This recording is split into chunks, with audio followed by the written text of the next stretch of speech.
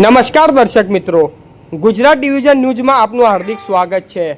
સમાચાર કરબા ગામ નજીકથી ગેરકાયદેસર દારૂની હેરાફેરી ઝડપાઈ, ₹4.17 લાખનો મુદ્દામાલ જપ્ત।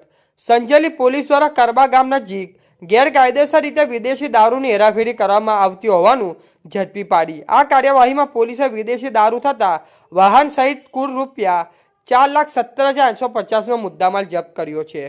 દાહોદ જિલ્લાના પોલીસ વડા રવિરાજસિંહ જાડેજા તેમજ ઇન્ચાર્જ પોલીસ અધિક્ષક જેપી ભંડારીના માર્ગદર્શન હેઠળ જિલ્લાના લિસ્ટેડ બુટલેગરો અને પ્રોહિબિશનના ગુનામાં સંકળાયેલા ઇસમો પર સતત નજર રાખી અસરકારક કાર્યવાહી કરવા સૂચના આપવામાં આવી હતી।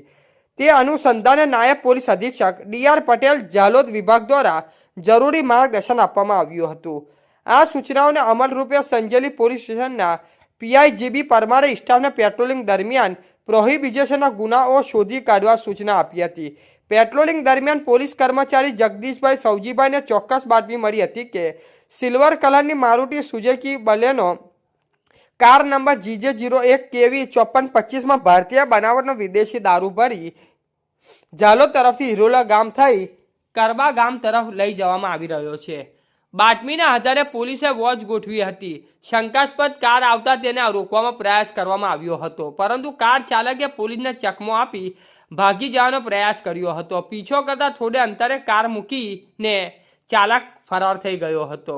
પોલીસે કારની તપાસ કરતા તેમાં વિવિધ બ્રાન્ડેડની વિદેશી દારૂની કુલ 768 બોટલો મળી આવી હતી, જેની કિંમત ₹1,17,850 થાય છે।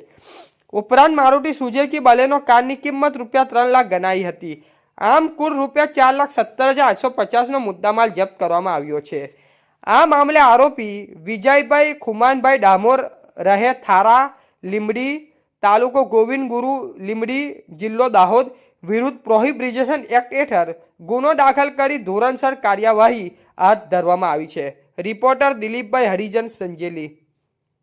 સમાચાર જોવા માટે ગુજરાત ડિવિઝન ન્યૂઝ ચેનલને like, share, subscribe, bell icon press button દબાવવાનું ના ભૂલશો। ધન્યવાદ।